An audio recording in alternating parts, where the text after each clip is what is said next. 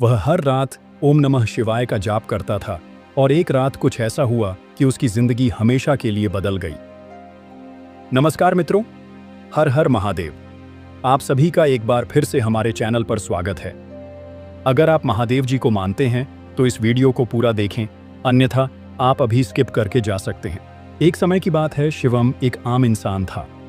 Corporate नौकरी, भागती जिंदगी और ना खत्म होने वाली चिंता, मगर एक चीज थी जो उसे दूसरों से अलग बनाती थी। हर रात सोने से पहले वो 108 बार ओम नमः शिवाय का जाप करता था। ना किसी गुरु ने कहा था, ना किसी किताब में पढ़ा, बस मन ने कहा, शिव को पुकारो। शुरू में उसे कुछ नहीं लगा, लेकिन जैसे जैसे रातें बीती गईं, चीजें बदलने लगीं। पहली रात उसने एक सपना देखा, एक शांत पहाड़ जिसके ऊपर एक दूनी चल रही थी और एक साधु दूर से उसे देख रहा था। दूसरी रात राघव की नींद अचानक टूट गई। घड़ी देखी, रात के 3:33 हुए थे। खिड़की से बाहर देखा, कोई नहीं था, पर हवा में रुद्राक्ष की भीनी सी खुशबू थी। फिर तीसरी रात अब वह साधु उसके सपनों में आने लगा। हर रात एक ही सवाल पूछता, क्या तुम तैयार हो? डर गया। उसने सोचा यह सब उसके दिमाग का खेल है, लेकिन मंत्र जाप बंद नहीं किया। 7वीं रात को सब कुछ बदल गया। रात के उसी समय 3:33 बजे राघव की आंख खुली और देखा उसका कमरा धुएं से भर गया था, मगर धुआं खुशबूदार था, जैसे धूप या चंदन जल रहा हो। और वहां उस कोने में वही साधु खड़ा था, जैसे सपना हकीकत बन गया हो। साधु बोला, शिव को जिसने सच्चे मन से पुकारा उसका जीवन कभी वैसा नहीं रहता। अब तेरा कर्म जाग चुका है, चल तुझे वह राह दिखाऊं जो तुझे शिव तक ले जाएगी। और तभी से राघव गायब हो गया। लोग कहते हैं वह हिमालय में कहीं एक गुफा में ध्यानस्थ है। कोई कहता है वह अब कहीं और है, एक अलग आयाम में। लेकिन हर रात ठीक 3:35 बजे उसके पुराने कमरे से अब भी ओम नमः शिवाय की ध्वनि आती है। गायब होने के बाद की कोई खबर नहीं थी। उसके परिवार वालों ने बहुत ढूंढा, मगर उसके कमरे में सिर्फ एक चीज मिली, एक जला हुआ रुद्राक्ष और फर्श पर खुदा हुआ एक मंत्र था, यत्र यत्र शिवोध्यानम तत्र तत्र कालो नस्ति।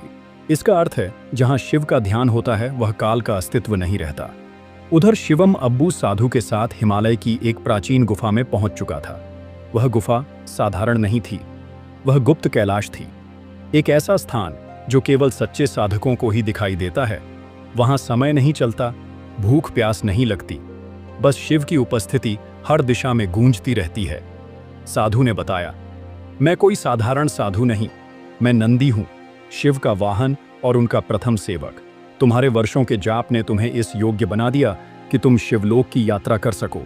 शिवम अवाक था, वो समझ नहीं पा रहा था कि यह सपना है या सच्चाई। मगर जब उसने शिव की आंखों जैसी गहराई वाली ज्योति देखी, उसका संदेह मिट गया। अब उसे एक परीक्षा देनी थी, 3 द्वारों से गुजरना। एक पहला द्वार मोह का त्याग, उसे अपने जीवन के सबसे प्यारे इंसान को अलविदा कहना था। अपनी मां को ध्यान में उसने मां को देखा, अश्रुपूरित आंखों से विदा लिया। द्वार खुल गया। तू दूसरा द्वार भाई का सामना, वहां उसका सामना एक भयंकर नाग से हुआ जो उसकी मृत्यु बनकर खड़ा था। लेकिन शिवम ने ओम नमः शिवाय का जाप करते हुए निडर होकर उसकी आंखों में देखा। नाग शिव का ही एक रूप था और द्वार खुल गया। श्री तीसरा द्वार, आत्मविसर्जन, उसे अपना मैं त्यागना था। कोई नाम पहचान, अस्तित्व नहीं, बस शिव में समर्पण। जैसे ही उसने मैं कौन हूं का उत्तर छोड़ दिया, वह शिव स्वरूप हो गया। और तभी शिव प्रकट हुए। कोई आकार नहीं, बस असीम प्रकाश, अनहद नाद और अनंत शांति।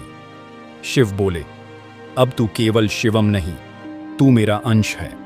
इस संसार में लौट और उन सबको राह दिखा जो अभी अंधकार में है। आज भी हर महाशिवरात्रि की रात उस गुफा में एक साधक बैठा दिखता है।